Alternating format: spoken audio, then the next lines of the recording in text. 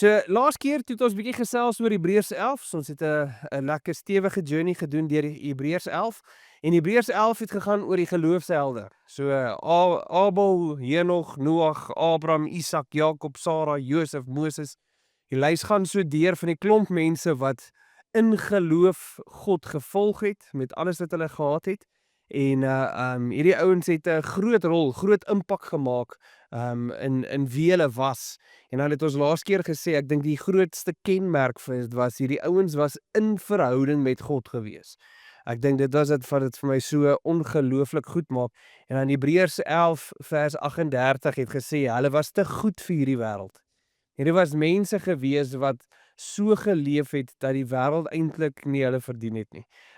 Maar wat vir my altyd 'n baie kosbare vers is in Hebreërs 11 is vers 13. Hy sê terwyl hulle nog steeds geglo het, het hulle almal gesterf sonder om die vervulling van God se belofte te beleef. En so hierdie ouens het beloftes gekry van die Here af en hulle het nooit die vervulling gesien van dit nie. Moses het nooit in die beloofde land ingegaan nie. Abraham het nooit die groot nasie gesien nie, selfs nie Jakob of Isak het die groot nasie gesien nie. En so hierdie ouens het vasgehou aan God net vir wie hy was. En daai in verhouding is wat vir my so belangrik is van Hebreërs 11. En dan vat hy ons van Hebreërs 11 af na Hebreërs 12 toe en dis waar ons vandag is.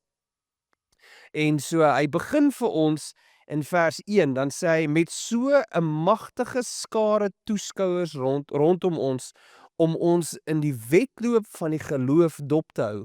Kom ons stroop alles af wat ons spoed kan vertraag, veral die sonde wat so maklik 'n houvas op 'n mens kry. Kom ons hardloop met volharding op die baan wat voor ons uitgestrek lê. Ons oë vasgenaal op Jesus, die voorganger en die volëinder van ons geloofswedloop. Hy het ter wille van die blydskap wat daar voor hom gewag het, die kruis verduur. Ja, hy het homself deur die skande van die kruisdood nie laat afskrik nie.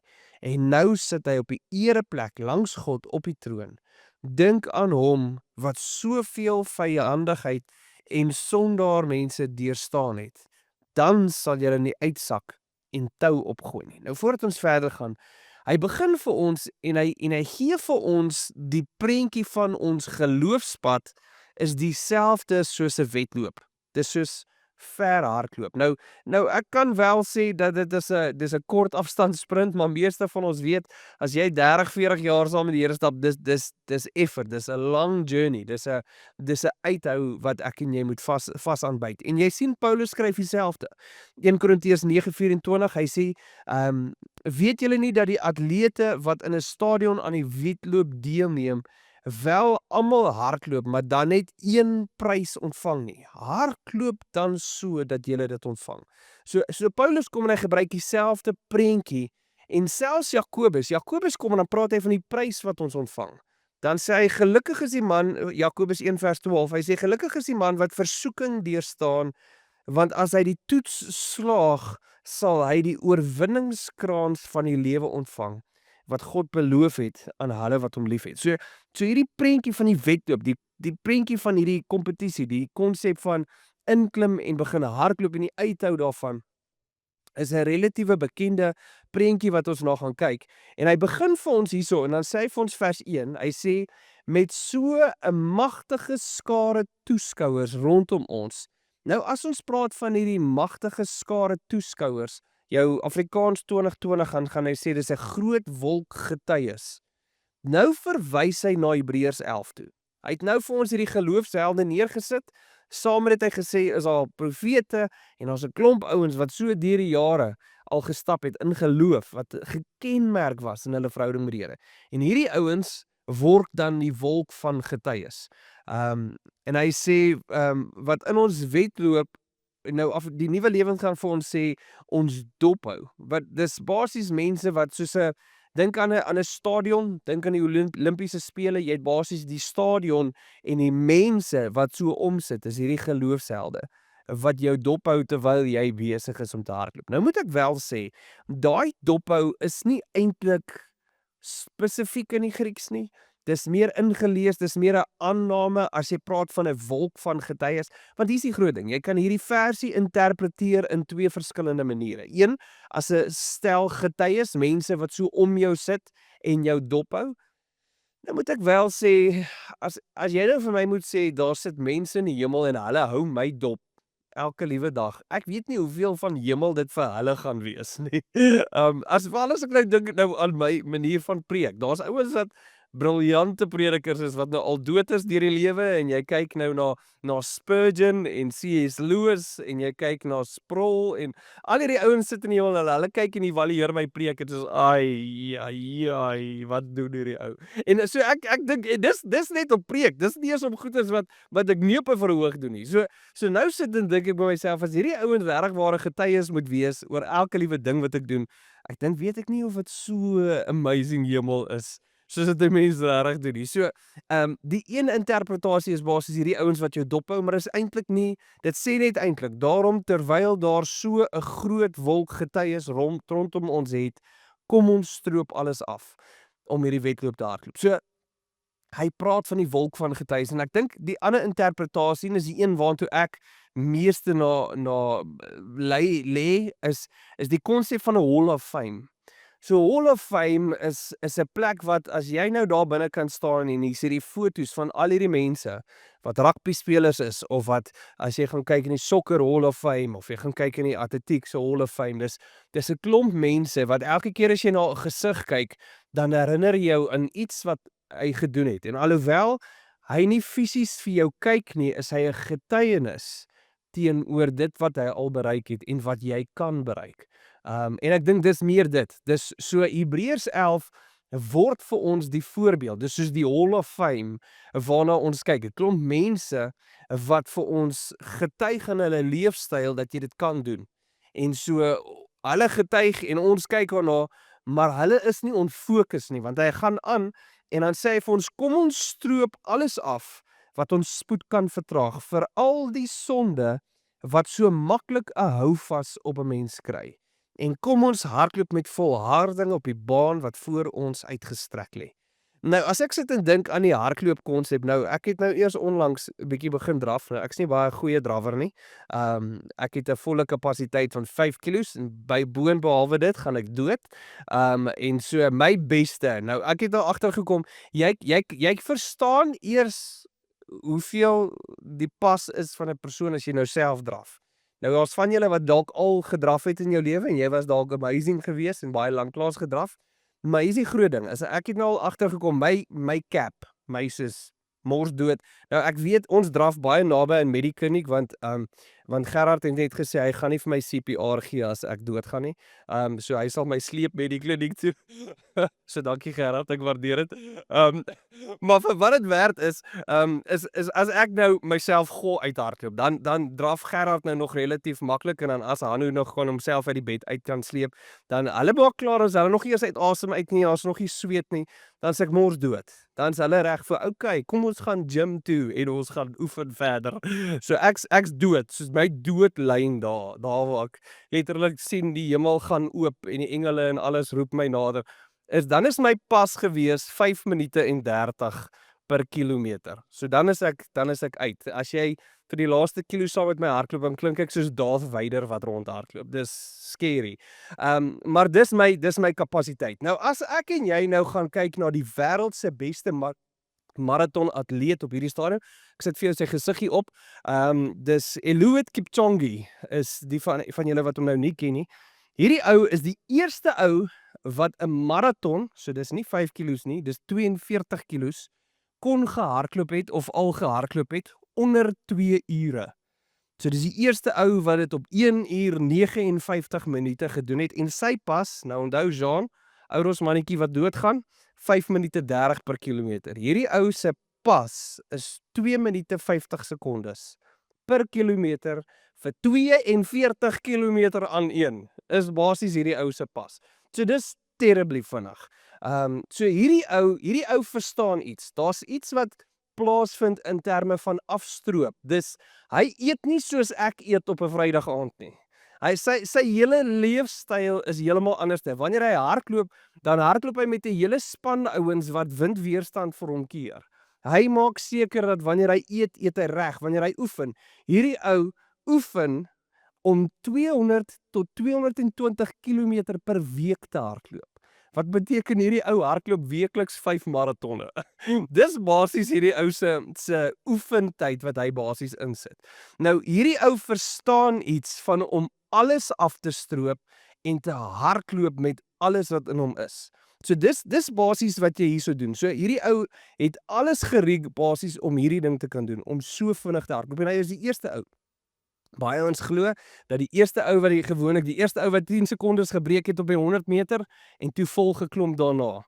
Hierdie is nou die eerste ou wat die 2 uur merk gebreek het en so nou gaan daar 10 teen 1 'n klomp mense wees wat dit dan volg. Maar hier is die proses, daar's iemand wat hierdie konsep verstaan en hy verstaan iets. Nou sê hy vir ons moet ook so afstroop vir alles wat ons verhinder om by Jesus uit te kom. En so daai lyk anderste vir my en vir jou. En dan kom hy en hy sê vir al die sonde wat ons so maklik terughou. Nou jou sonde wat jou terughou en my sonde wat my terughou, is nie heeltemal dieselfde nie. Nou ek kan nou eers in 'n hele ding ingaan oor wat beteken dit om te veg teen sonde. En ek besef toe, want ek sit en ek worstel met hierdie konsep, want onthou nou, ons is kerkmense en ons ken ons Bybel.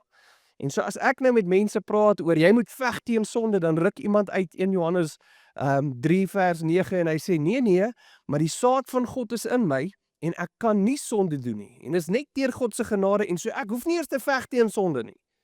En dan wil jy nou amper half met Bob weer balans bring aan die ander kant toe en sê nee, wow, maar selfs Paulus het gestruggle met hierdie. En 1 Johannes 1 sê vir ons dat as jy dink jy sit sonder sonde, dan mislei jy jouself. En so nou begin ons met 'n groot debat oor wat is sonde en hoe veg ons sonde.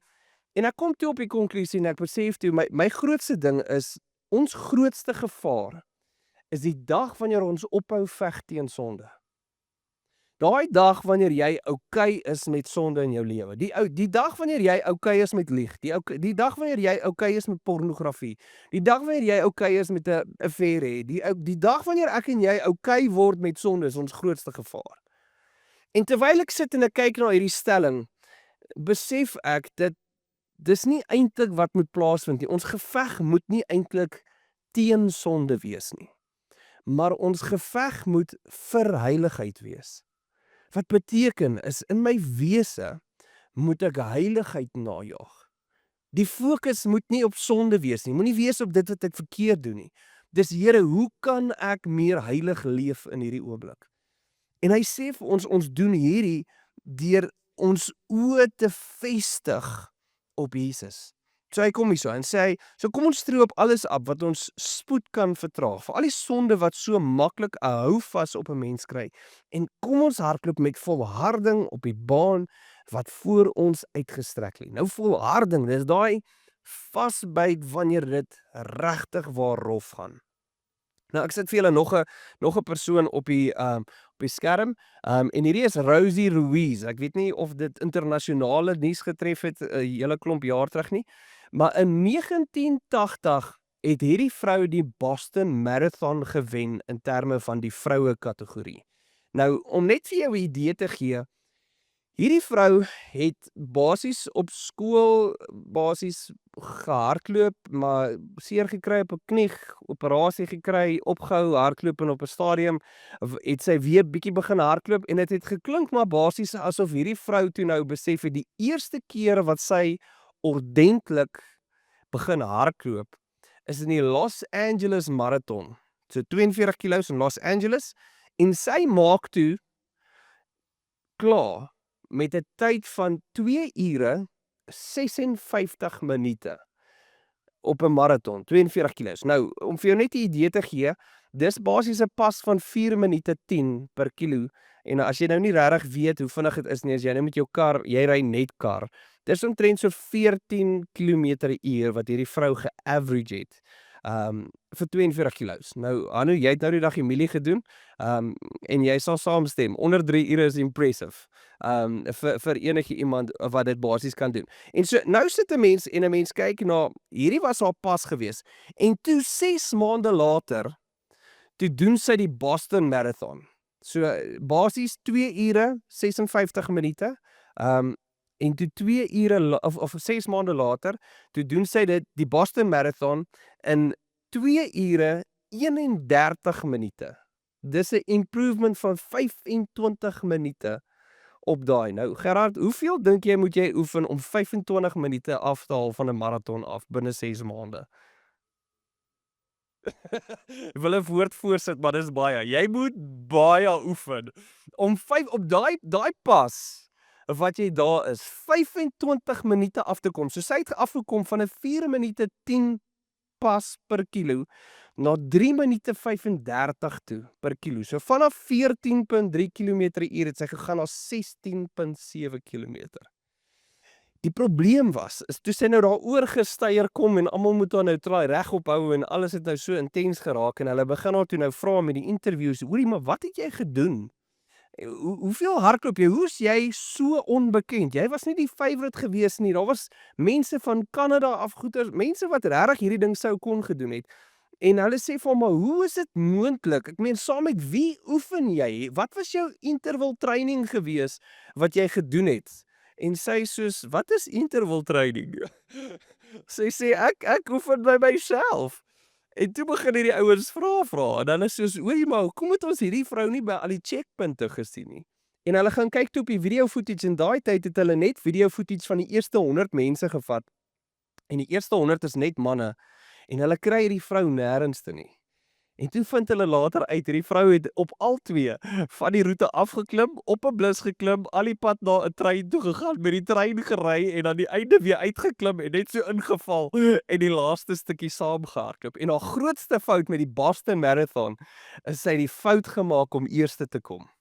En daai vrou het tot op die dag van haar dood geweier om haar medalje terug te gee en sy het altyd gesê, maar sy het dit gehardloop en niemand kan haar verkeerd bewys nie. Hulle het haar gerevoke as 'n cheater, hulle het eventually alles evidence van getuies wat haar gesien het terug in die lyn ingegaan het, maar hierdie vrou het niks verstaan van volharding nie. So impressive soos dat dit moontlik sou kon gelyk het sy gecheat om daar uit te kom en sy het haarself toegelieg om daar uit te kom. Hierdie is nie volharding nie. Hierdie is nie die kort pad wat ons kan vat met ons geloofpad nie. Want as die ouens wat hierdie tipe kort pad met 'n geloofspad gaan try doen, as jy die dag voor die Here staan en jy dink jy het die kort pad gevat deur net in 'n naam 'n Christen te wees, is die dag wanneer jy voor God staan en hy sê vir jou, ek ken jou nie. En dis wat gebeur het. So dis ultimately, dis die pad, dis die proses, dis 'n harde pad. Hierdie geloofspad waarop ons is 'n tawwe pad. Dis nie maklik nie. Ons almal gaan deur challenges. Ons almal gaan deur ongelooflike slegte tye. Maar dis die ouens wat vashou en volhard. Soos 'n Kipchoge wat dan op die einde van die dag kan kom en sê ek het gejaag om voor te wees. En dan gaan hy in vers 2 en hy sê met ons oë vasgenaal op Jesus, die voorganger en die volëinder van ons geloofspad. So Jesus is die een wat vir ons voorgeloop het. Hoe het hy dit gedoen? Hy het ter wille van die blydskap wat daar voor hom gewag het, die kruis verduur. So Jesus se oë was gefokus gewees op die wenpaal. Die mensdom wat vry kan wees. Mense wat vryheid kan beleef. En dan sê hy die kruis verduur. Ja, hy het homself deur die skande van die kruisdood nie laat afskrik nie. En nou sit hy op die ereplek langs God op die troon. Dink aan hom wat soveel vyandigheid en sondaar mense deurstaan het. So met ander woorde, hier kom die skrywer en hy sê vir my en vir jou, hy sê, as jy worstel in jou diepste en moeilikste oomblikke, hou jou oë vasgenaal en dink aan wat Jesus verduur het. Hoeveel mense teen hom gestaan het, hoeveel krisisse teen hom opgekom het. En dan kom hy op 'n stadium en hy verduur 'n kruisdood. Hy sê, daai is die ding waarop ons oë gaan rig. En dan kom hy hierso, dan sê hy, dan sal julle nie uitsak en tou opgooi nie. En dan kom hy in vers 4, dan sê hy, julle het in 'n geveg teen sonde nog nooit tot die dood toe teenstand gebied nie. Nou, ons kan baie keer vir alles gehardloop nou. As ons nou draf, my grootste ding is net oorleef. Kom ons kom net op die einde. En as ek daar gekom het, dan het ek either as ek op die dag my beste traai gegee het en die einde gekom en gevoel, "Jesus, ek het my beste gedoen." Maar dan raak dit 'n mental game. Dan raak 'n ding van jy moet jouself mentally prep en weer eens julle 5 kilos hierso. Ek kan oor niks brag nie. Maar ek besef daar's 'n punt wat dit vir jou 'n mental game word. En dan kom hy hierso op 'n stadium en dan besef jy as ek moet soveel effort insit teenoor sonde veg, dan besef ek dat ek kan veel harder veg want hier sê hy vir ons nie een van ons het al geveg teen sonde dat die bloed loop nie. Ons veg nie so hard teen sonde nie. En hy probeer ons aanmoedig om te sê maar ons kan nie uitsak en terugval en ingee vir sonde nie. Want as jy ingee vir sonde is dit 'n slippery slope. Dis daai slippery slope waartoe ons nie wil gaan nie. So dan kom hy in vers 5 en nou gaan hy vir ons bietjie hierdie ding afbreek vir al wat gebeur in ons lewe. En sê hy julle het ook vergeet van die woord van aanmoediging wat tot julle as kinders van God gerig word. Belangrik om te weet, hy praat nou van kinders van God. Dan sê hy my kind, jy moet dit nie geringskat as die Here jou dissiplineer nie. Moenie ontmoedig word as hy jou aanspreek nie. Die Here dissiplineer juis die mense vir wie hy lief is. Hy tug elkeen wat hy as sy kind aanneem. En wanneer God julle as sy kinders dissiplineer, verduur dit dan as deel van sy opvoedingsprogram, want watter kind word nie gedissiplineer nie. As God julle nie dissiplineer soos hy met al sy kinders doen nie, is julle nie regtig sy kinders nie, maar buiteegtelik. So hier kom hy maak 'n stelling en jy sal sien eintlik vanaf vers 5 regdeur tot en met vers 13 toe. Praat hy 10 keer van die woord dissipline. 10 keer gaan hy praat oor dissiplineer, God dissiplineer.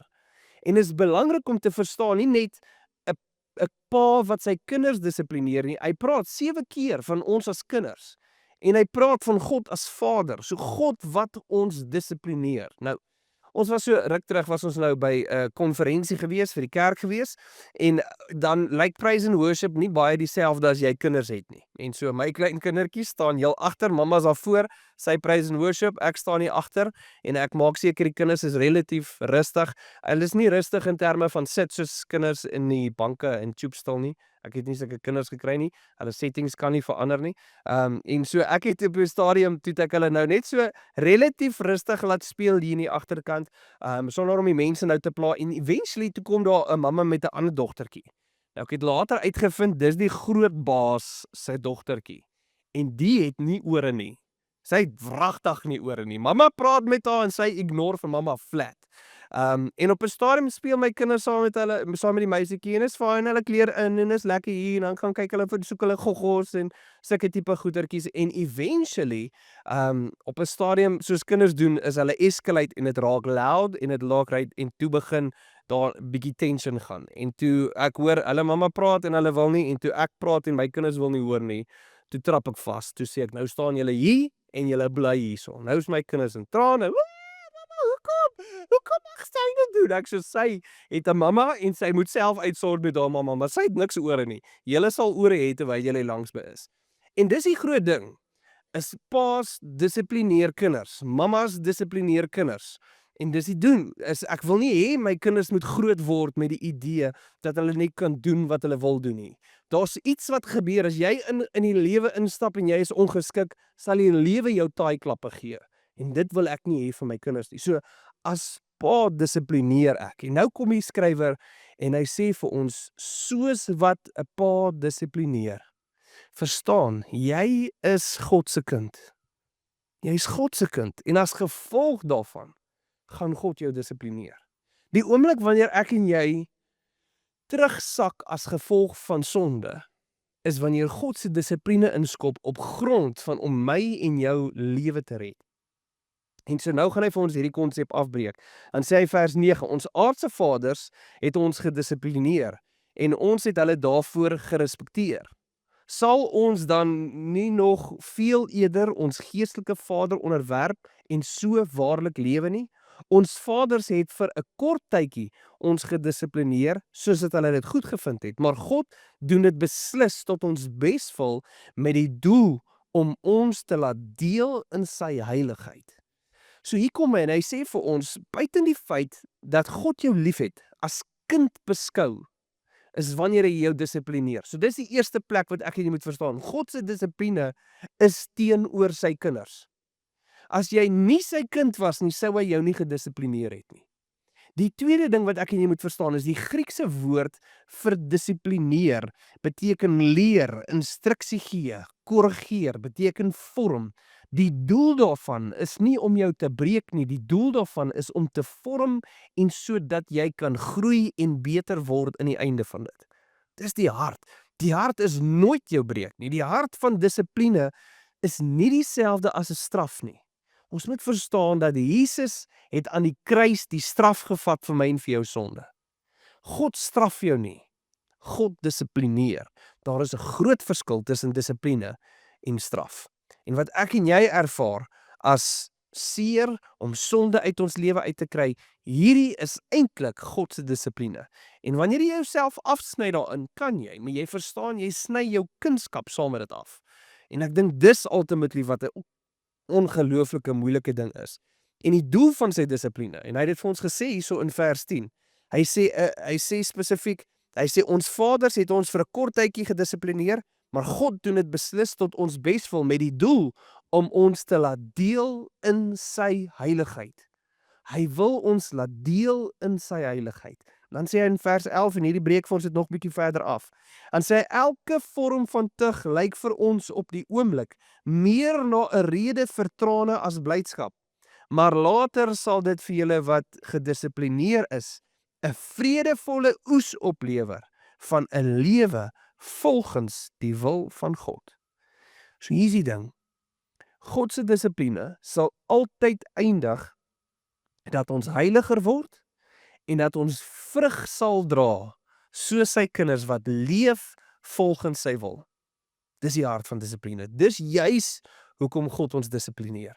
En so hy kom eers vir ons en dan sê hy vir ons, hardloop hierdie wedloop met volharding, vasbyt. Byt vas, dit gaan terrible moeilik raak. Byt vas, stroop hierdie sonde af. Want as jy dit nie doen nie, kom God se dissipline en hierdie dissipline se doel is om jou te help om hierdie proses deur te gaan. Want wat is ons hart? Ons hart is ons hardloop met ons oë vasgenaal aan Jesus met die doel om heilig te wees, heilig te leef en in sy teenwoordigheid te wees. Om soos hierdie geloofshelde geken te word in jou verhouding met God. Dis die hart. Dis hoekom ons hierdie proses loop. En dis 'n moeilike journey. Nou ek gaan nie vir jou kan antwoord hoe lyk dissipline nie. Want dit sal die volgende vraag wees as ek myself gaan vra, hoe lyk hierdie dissipline? En frankly, hierdie dissipline lyk baie anderste. Dit lyk anderste vir jou as wat dit doen vir my. Die Here praat anderste met jou as met my. Met party mense kan hy baie sagter praat. Party van ons is hardkoppig en ons stop eers wanneer ons in 'n muur vasgehardloop het. Maar hier is die grootste ding, is wanneer ons pyn ervaar, is die kere wanneer ons ore partykeer die grootste oopgaan om God se stem te hoor.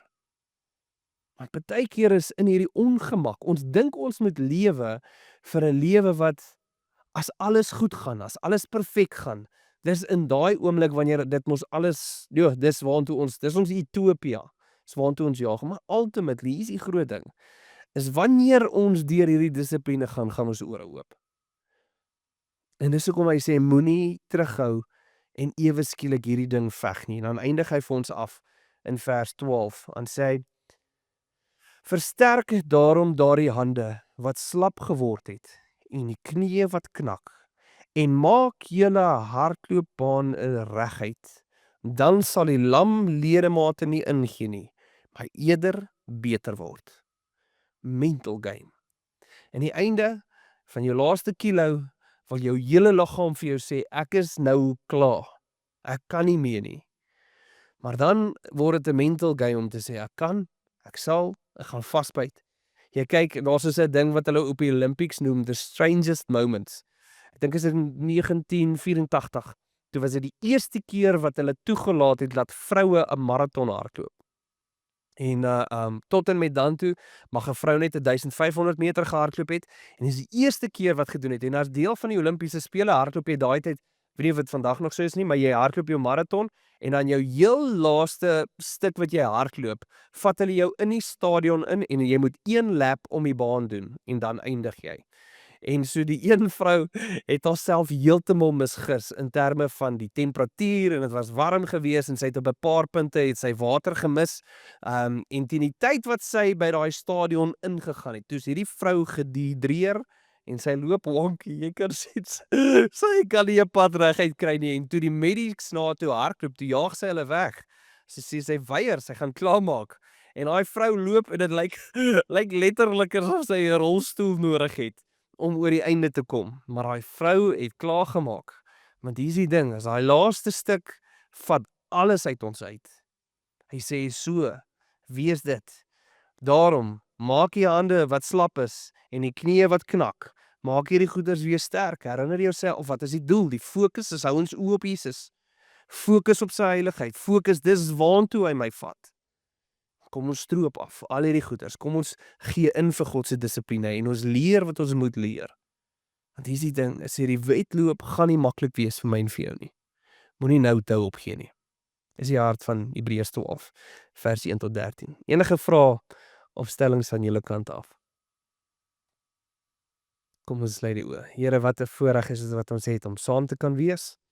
Ag, ek bid, Here, dat elkeen van ons hierso is, Here, beleef hierdie wedloop op 'n hele ander manier. En ons beleef die swaar kry en ons beleef hierdie kere wanneer ons deur tawwe tye gaan. En ons beleef die dissipline. Maar Here, ek wil bid dat ons oë vasgenaal sal hê op Jesus. Die ene wat die sondaars wat op hierdie wêreld was, wat hom uit wou gehaal het, verduur het. Hy het al hierdie gemors verduur van hierdie wêreld, Here, en hy het homself selfs op 'n kruis laat sit, om so dood te gaan. En Here, ons moet besef, Here, dat ons jaag heiligheid na. Ek bid, Here, dat elkeen van ons weer daai sal optel en besef, Here, dat ons jaag heiligheid na. En Here, mag ons nie uitsak nie, mag ons nie tou opgooi nie. Here, mag ons nie dink dat daar is 'n kort pad nie. Wanneer die bene lam is en die lyf nie meer wil saamwerk nie, Here, kan ons nie op 'n trein klim en 'n shortcut vat nie. Here, ons het nodig om vas te byt en deur te druk tot aan die einde toe. Maar ek bid, Here, dat ons net absoluut sal besef waaroor hierdie ding gaan. Here, dis om U heiligheid te beleef, om U te kan beleef, om in verhouding te kan staan, soos dat die geloofshelde gedoen het in Hebreërs 11. En ons loof U daarvoor in Jesus naam. Amen.